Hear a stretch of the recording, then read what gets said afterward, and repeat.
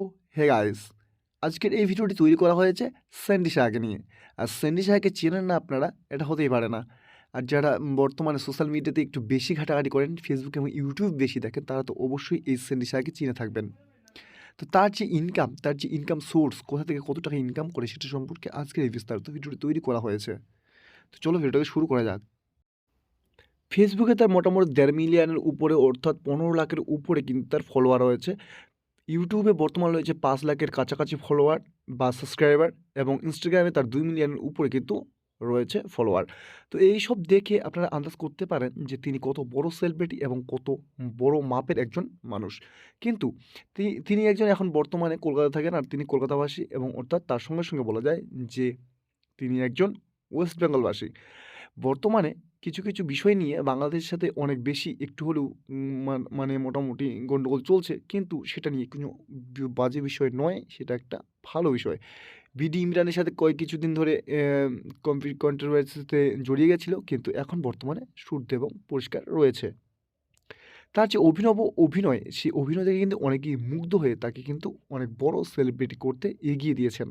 তার ইউটিউব সম্পর্কে আজকে এই জার্নিটা আমি তোমাদের সামনে বলব। তার ইউটিউব থেকে কত টাকা ইনকাম করেন সেটা সম্পর্কে আজকের বিস্তারিত ভিডিওটি তৈরি করা হয়েছে। তো চলো প্রথমেই আমি তোমাদের বলি যে তিনি টোটাল ভিডিও আপলোড করেছেন ইউটিউবে ৮৮টা ভিডিও।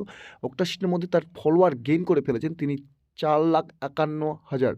তো এই 4,51,000 তার ফলোয়ার গেইন করতে বেশ অনেক দিন লেগেছিল। তিনি প্রথম শুরু করেন 2013 থেকে ইউটিউব এখন বর্তমানে টোটালি ছেড়ে দিয়েছেন তিনি। এই ইউটিউব চ্যানেলে কিন্তু বর্তমানে কোনো কাজ করেন না তিনি। একদম পরিষ্কারভাবে বলছি আমি যে এই ইউটিউব চ্যানেলে তিনি কাজ করেন। অন্য কোনো ইউটিউব চ্যানেলে কাজ করেন কিনা সেটা আমি জানি না আদৌ পর্যন্ত।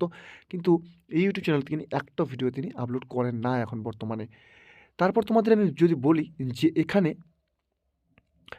আপনাদের এখন বর্তমান আ গত 30 দিন ধরে মোটামুটি ১,০০০-এরও বেশি আর সাবস্ক্রাইবার গেইন করতে পারেন না তিনি এখন এই ইউটিউব চ্যানেলে। যেহেতু এই ইউটিউব চ্যানেলে তিনি ভিডিও আপলোড করেন না।